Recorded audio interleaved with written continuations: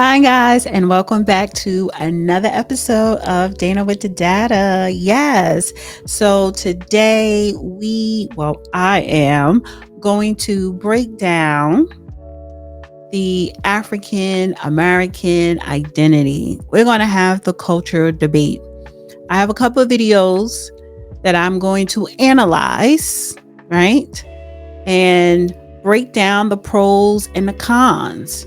So we're going to dive into a complex and sensitive topic that's been circulating on social media like YouTube, X, and TikTok. The ongoing debate about African American identity, the terminology, and culture foundation. And the videos that I'm going to be analyzing, two of them is with a man called Mr. Zanu. Now, Tariq Nasheed spoke about this on his show this past Sunday. I actually came across his videos on X last week, and I said, you know what? I gotta do a video breaking down this man's nonsense, right? But I like to incorporate other people content or commentary when it comes to foundational Black American identity. So today we're examining 3 perspectives that challenge conventional thinking about how foundational Black Americans should identify themselves and whether we possess a distinct cultural identity. Yes, we do. These aren't just academic discussions. They're conversations happening right now in our communities, online, and in our living rooms across America. We'll analyze 3 key arguments. The terminology debate: should it be Black American, African American, or something else?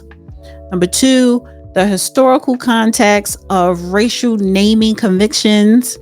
Number 3, the question of cultural foundation and its impact on civil rights.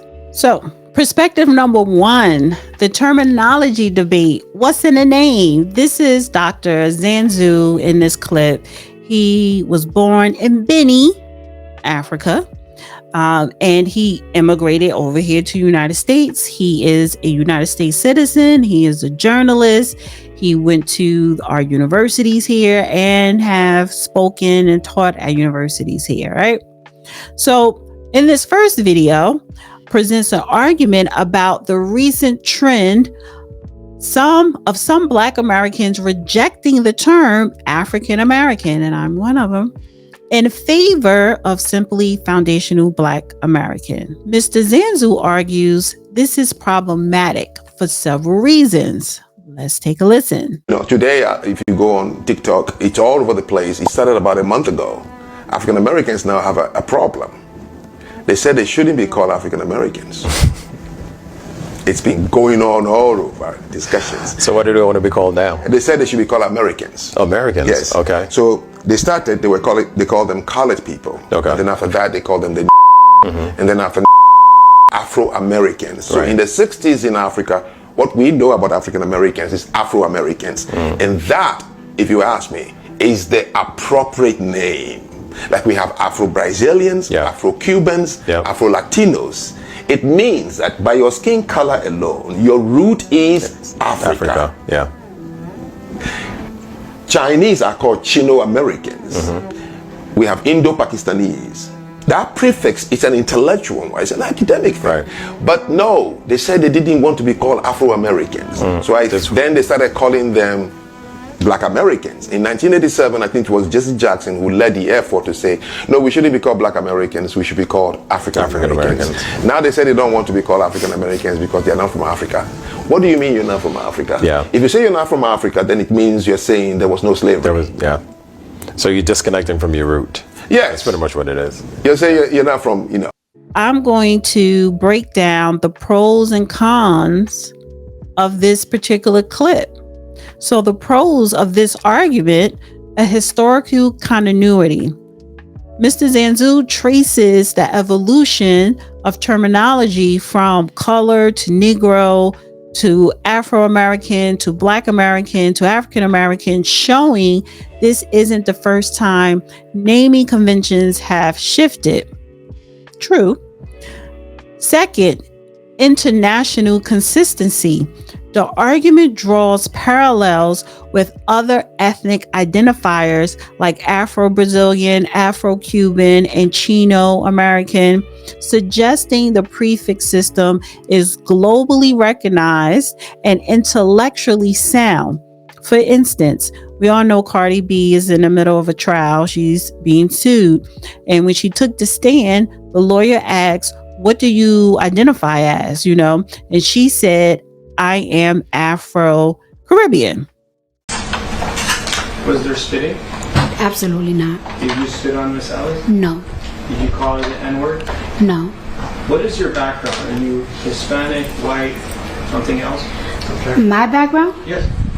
Well, What's the objection? Of relevance. Yeah. Assisting. Would you consider yourself African American? I consider myself Afro-Caribbean. Ma'am, you need to give your attorney a second to object. What's your objection? Relevance, yeah. Assisting. Which, okay, you are. That is your lineage, the Caribbean, and you trace yours back to Africa. So do many of us. But as I go further into this video, I'm going to break down the difference when it comes to foundational Black Americans and the term African Americans. Number 3, ancestral acknowledgement. By maintaining African in the identifier, it preserves the connection to ancestral roots and acknowledges the historical reality of slavery. Yes, it does. Number 4, academic legitimacy. The speaker positions this as an intellectual and academic approach to identity. So now here are the cons of this argument. Assumes uniformity. The argument assumes all African Americans should identify the same, potentially dismissing individual choice and self-identification.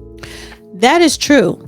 If we all say we're all African Americans, we are dismissing our individual choice to identify who we want to be identified as. Listen, far too long, my ancestors here was labeled all different types of names. I think it's time for us to choose how we want to label ourselves, whether it's foundational Black Americans, American descendants of slaves, freedmen, Negro, or Black American, or even if you want to call yourself African American, it all ties back to the land here in America. And then on top of that, a lot of people are not just African. Some people may not have any connection to Africa because some people are indigenous people here. That is their lineage from the indigenous people who are already here in this land. Number 2 of the cons, oversimplifies complex identity, reduces identity to geographical origins without considering the unique American experience of foundational Black Americans. Yes, it reduces identity to geographical origins without considering our experience here as Black Americans. So you're basically saying, never mind our history, our culture here. We just going to focus on the land over there, which would be Africa. Number 3, potentially divisive. The strong stance against those who prefer FBA could create unnecessary division within the community, like a Mr. Zanu. He is standing against Black American history, culture, and just how we identify as ourselves. He is telling us, an outsider, an immigrant, he's telling us that we should be called African Americans because we were part of the transatlantic slave trade. So our original roots stem from Africa. But if that's the case, you have to include white people as well, because everybody came up out of Africa. Everyone can trace back their DNA somehow to whatever country or part of the continent of Africa. So he is automatically being divisive because he thinks he has the authority to come here as an immigrant. And he thinks because he's African, he has a right to tell us who we are and dismiss how we identify ourselves. That is part of being divisive. And number 4, the historical burden places the weight of slavery acknowledgement on naming convictions rather than allowing for evolved identity. Just because I don't say I'm African American does not mean I am disregarding or dismissing slavery. It happened. Not only did it happen, that is part of my lineage here in the United States of America. This is his key quote. If you say you're not from Africa, then it means you're saying there was no slavery. That's farthest from the truth. And that's nonsense and ignorance. See, the speaker's core argument is that rejecting African heritage is tantamount to denying the historical reality of slavery. That is a provocative claim that deserves a lot of examination. Now let's move on to perspective number 2, the historical context, the power of names and images. Our second perspective comes from Dr. Henry Clark and when he appeared on the Tony Brown show, and what appears to be a historical lecture focusing on why certain terms are inadequate and others are more appropriate. Oh, I maintain that race is the phoniest issue ever invented by the mind of man. The European invented and developed the concept of race. There's really no such thing as a race because nature created no races. The whole race is a man-made thing. You know. Well, how did people get to be French and English? Well, different climatic conditions and migrations and amalgams of different people and migrations of people into your country, migrations of people out. All right. Now this is an ethnic grouping as against what we call race. If you go back and you look at an old dictionary, you won't even find a definition for a race. Race grew out of the pseudo-scientific development of Europe. And this is what Rogers was addressing himself to and saying that according to your rule, which is ridiculous, a lot of you belong to us. Well, in another context, if race is arbitrary, then could we say that being called black was a political term? It's a political term and a term which indicates our self-awareness at this juncture in history, and I think we really need it. We need to really bathe in blackness for a while, but I wish we'd get the bath over with and go on to something a little more important, because black in itself is not an ethnic term. Black tells you how you look, but it don't tell you who you are. We are essentially an African people. Wherever we live on this earth, we're essentially an African people. And we relate to the millions of African people throughout the world, including the uncounted millions of Africans in Asia. The word Afro-American or African-American would probably be more appropriate and more honest and more in keeping with what we actually are. Because all of us are not positively, physically, real jet black. And so the argument now sometimes is between the supernationalists and the mild nationalists and blacker than thou. When blackness is a state of mind, a state of attitude, a state of approach to things that can exist in almost any of us, including from the blonde black person to the to the jet black. And the jet black can be traitors, and they can be patriarchs, they can be a whole lot of... See, we've been everything in history from saint to buffoons.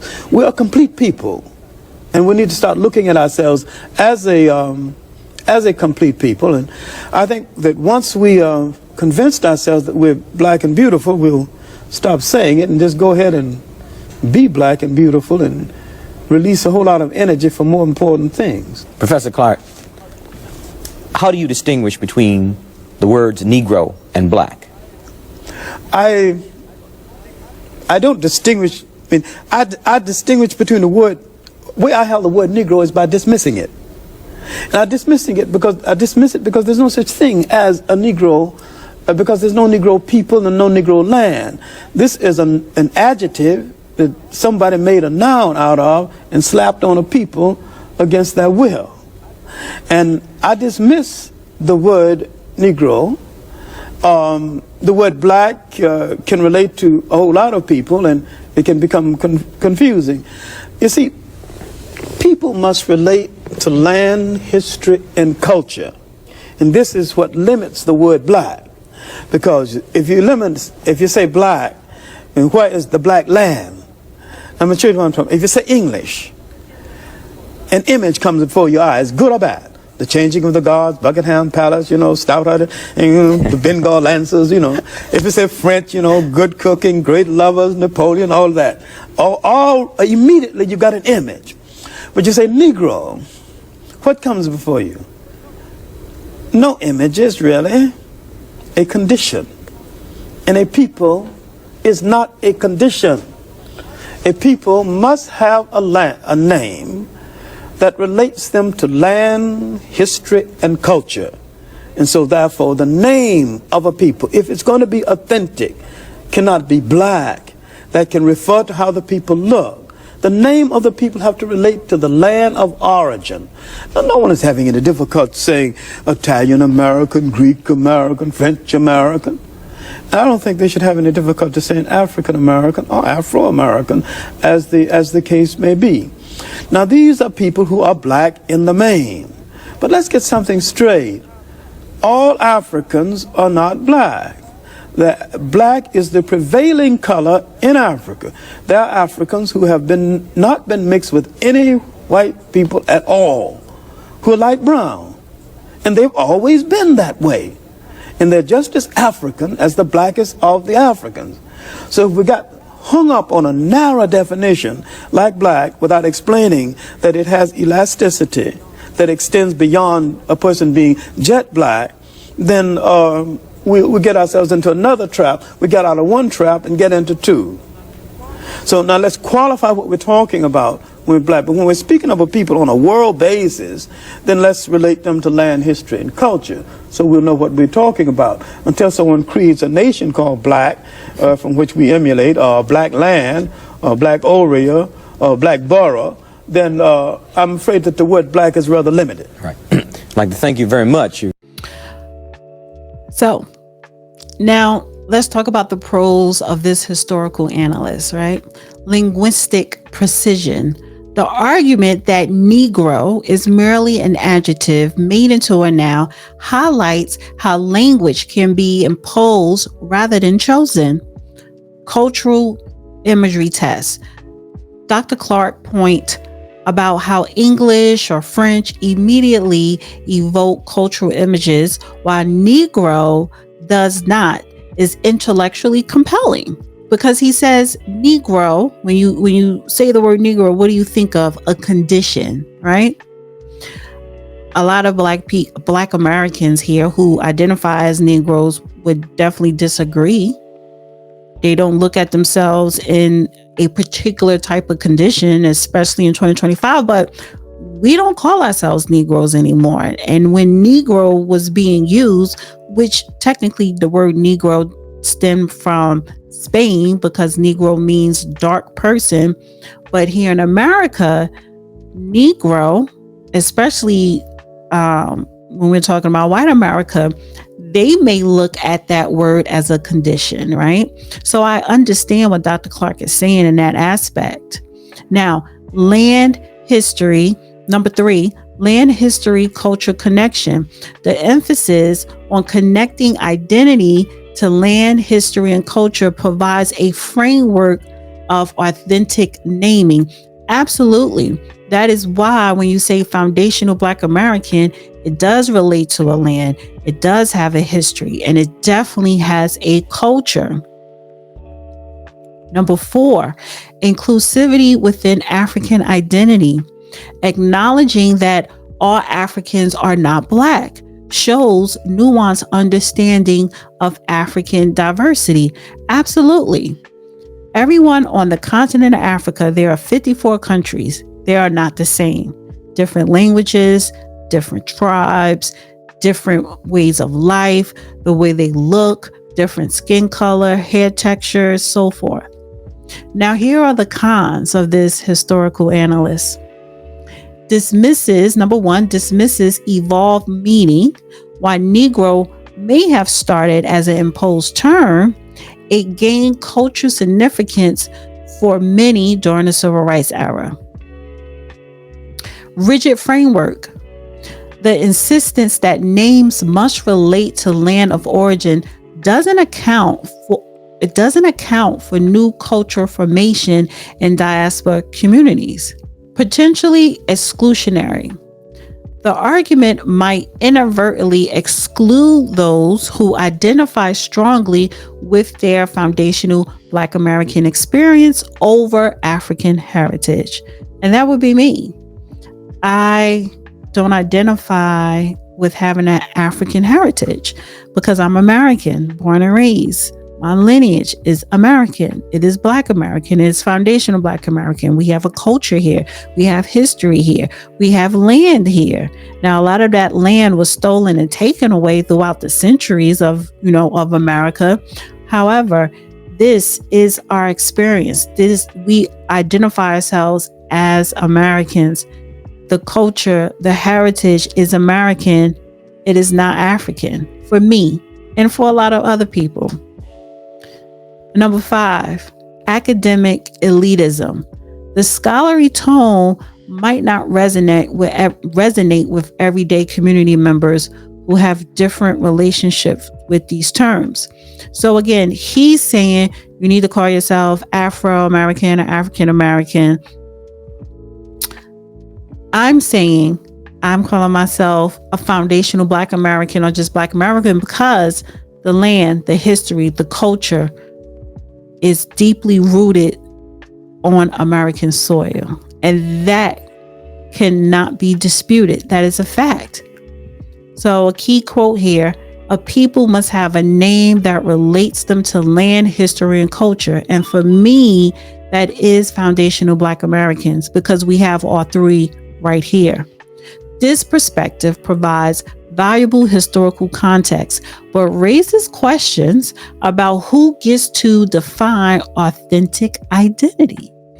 Perspective number 3, the cultural foundation debate. Culture as foundation for rights. So our third video, right, presents perhaps the most controversial argument that African Americans, like Mr. Zanu wants to call us African Americans or Black Americans, lack distinct culture, which undermines their ability to maintain civil rights gains. African Americans in this country are the only groups. They have no culture. It depends on who you meet, where you meet them. But currently there's not an African American culture? No. Yes, there is. What is it? Name 2 value systems in the African American culture. Value system? Yes. Name 2 taboos in the African American culture system. Name 2 traditions, by the way, in the African American culture system. There is no value for freedom if you don't understand what it is. The concept of free. You have to have a foundation on which it would balance when you ask for it. Civil right, they give it to you. You have no culture. Nancy, you've been here, born here. Why would you be surprised if I say African Americans don't have a culture? What, twerking? So anything but I feel like African American culture has definitely you say mainstream. No, you say the word, the African American culture. What is it? Okay, fine. like hip hop, Oh, not Jesus hip hop. Christ. I mean, I don't want to. Look, Yes, I feel like you haven't thought about it. It's fine. Don't make things up. I'm not making it up. Okay, I feel like then educate me. You feel, you should know, you were born and raised here. yes, but I have a. Are you African American? I'm Haitian American. That's correct. Do you see why you were being specific with that? Because anybody who encounters you already knows you before. If they know you are Haitian, at least two things comes to their mind. What is that? If they've been to Haiti, they can look at work ethics and they say, yes, Haitians, I know them. Service industry, they know where they do well. Food, they can say yes. And even language, Creole. Right. And they can say, oh, I love Haitians. Because they saw the culture in abstract before they encountered you. So people go over the bridge of your culture, your tradition, your customs, and that helps them to know how to address me. Exactly. I'm saying to you, any people who ask for these things, which are abstract, freedom, for example, independence, for example, and civil rights, for example, voting rights, for example, you must have a foundation on which these things are going to balance. Because the people there have to uniformly agree with consensus. This is our way of life. The do's and the don'ts involved in our culture. Even if you have to create an artificial culture. Is that why the civil rights movement is considered dead? It's dead and useless. They got it, but they could not balance it on any foundation. You know, one of the things that stuck out to me the most in this clip is that you had two immigrants that knows nothing about Black American culture, history, nothing. And Mr. Zanu feel as though he has the authority or the right to just automatically say we don't have a culture, which is incorrect because we do. And the young lady who was having a conversation with him, who she identifies as Haitian American, she kind of understood that we have a culture, but she could not name anything about our culture.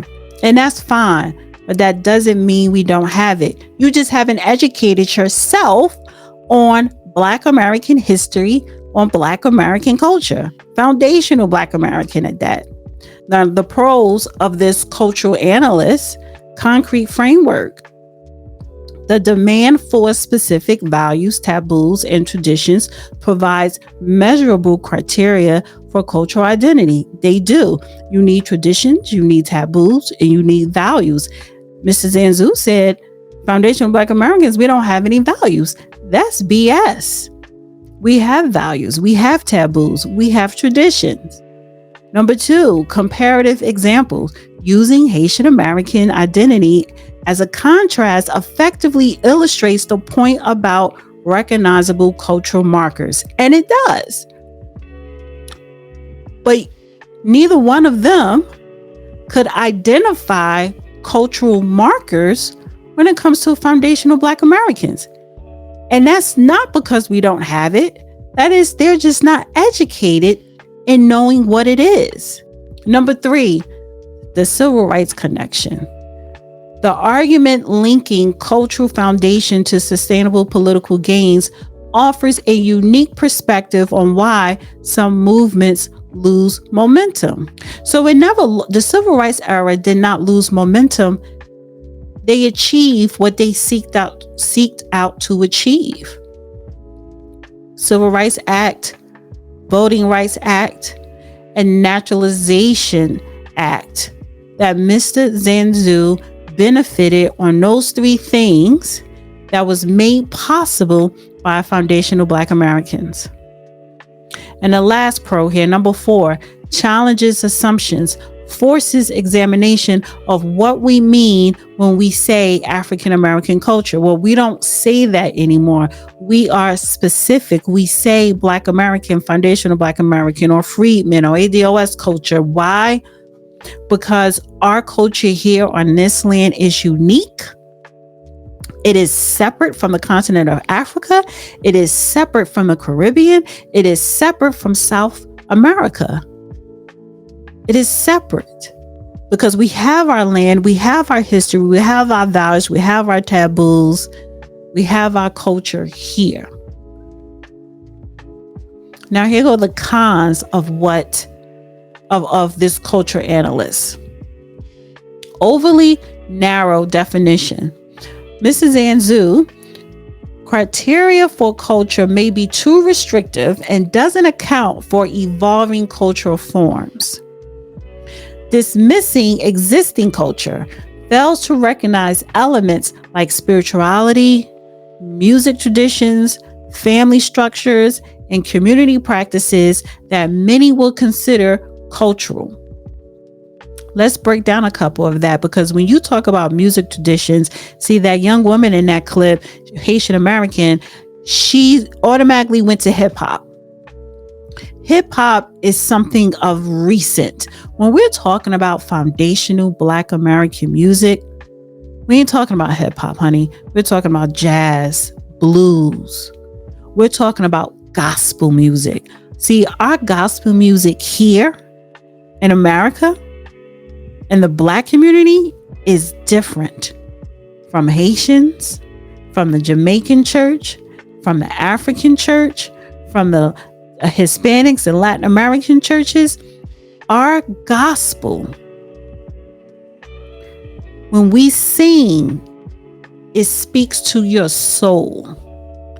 It's a different type of tone. I can't really explain it. And it's not something that you can explain. It is something that is experienced. And you can only experience when you allow yourself to be draped in art. You hear this sound anywhere and you get that gut-rich feeling of the presence of the Holy Spirit.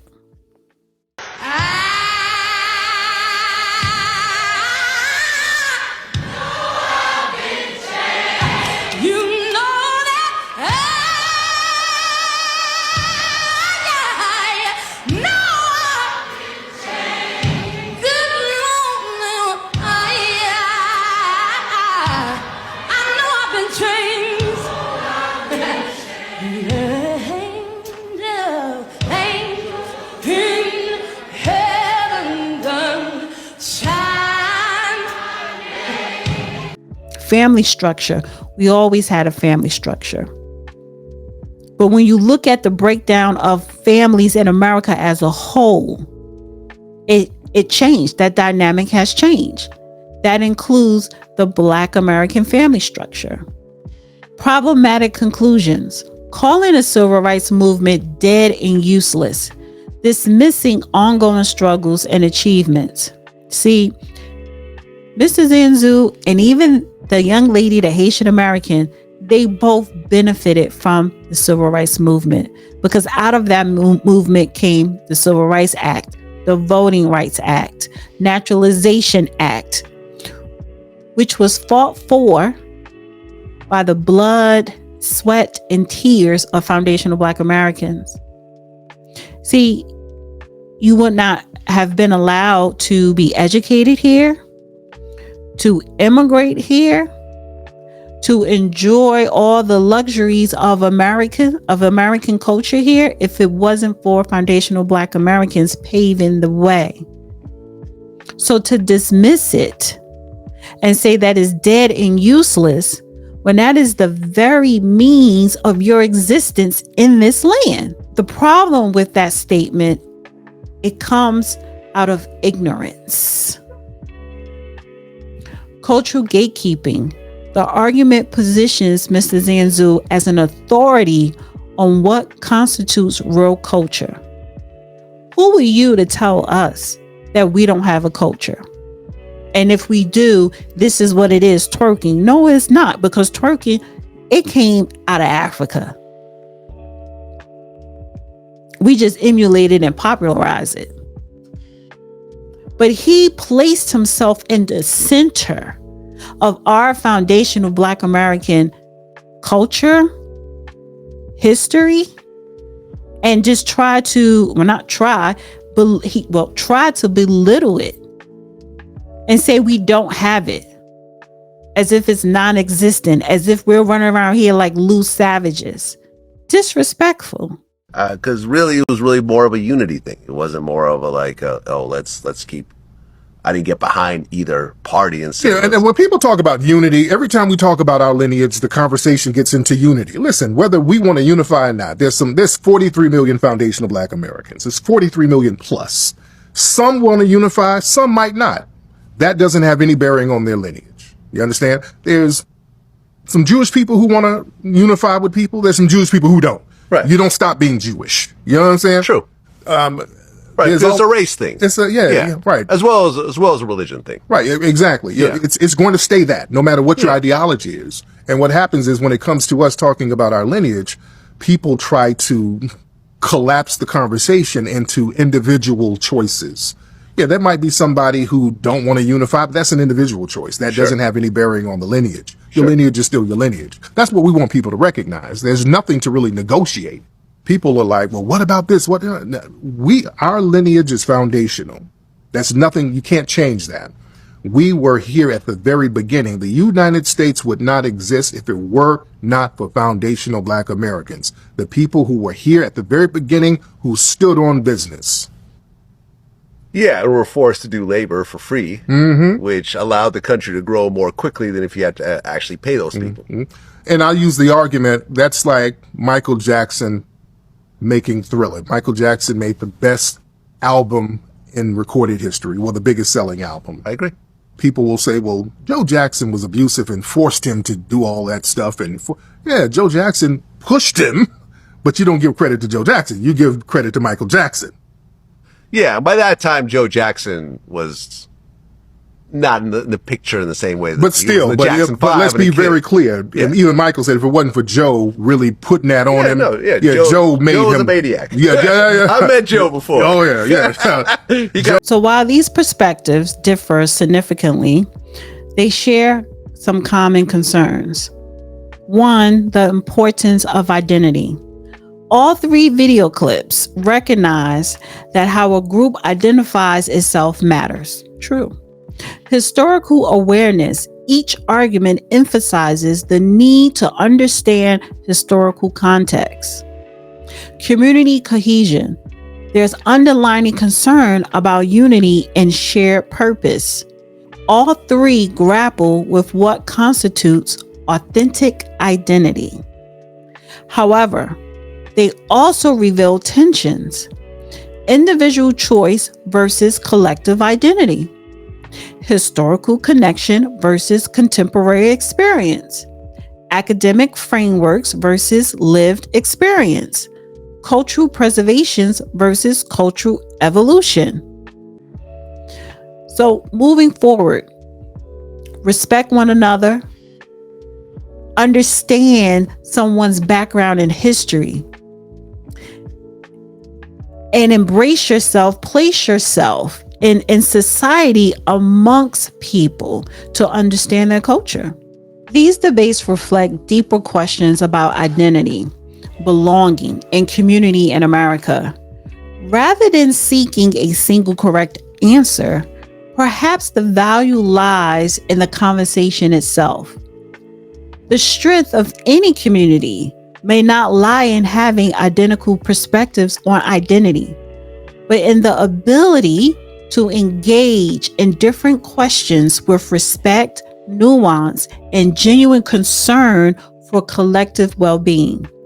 As we move forward, the challenge is to honor both historical roots and contemporary experiences, individual choice and community cohesion, academic vigor, and lived wisdom. Answer these questions in a comment below. How do we balance individual identity choices with community solidarity? What role should historical connection play in contemporary identity? How do we measure and define culture in diaspora communities? Well, the answer to that is educate yourself on American history. That includes foundational Black American history. What foundations do we need for sustainable social progress? This conversation continues in our communities, and your voice matters in shaping it. And with that, I'm going to leave you with this. You're not even a Black American. As the daughter of an immigrant, it is imperative that black people from other places understand the disparate difference that they exist from black people in the United States. It is not the same. Period. And ultimately, the best effort that we can do as a diaspora is to lead in understanding, not in judgment. So when I am talking to somebody from Sudan, from the Congo, from Angola, I am listening to understand their experience, not to undermine it. And I refuse to allow anybody from Grenada, from Angola, from any other place to come and try to undermine the experience of Black Americans. And with that, that is a clear message to Dr. Zanu and other tethers that want to walk around here and act like we don't have a culture, because we do. And with that, guys, thank you for tuning in to another Dana with the Data Analyst. Bye. Dana with the data.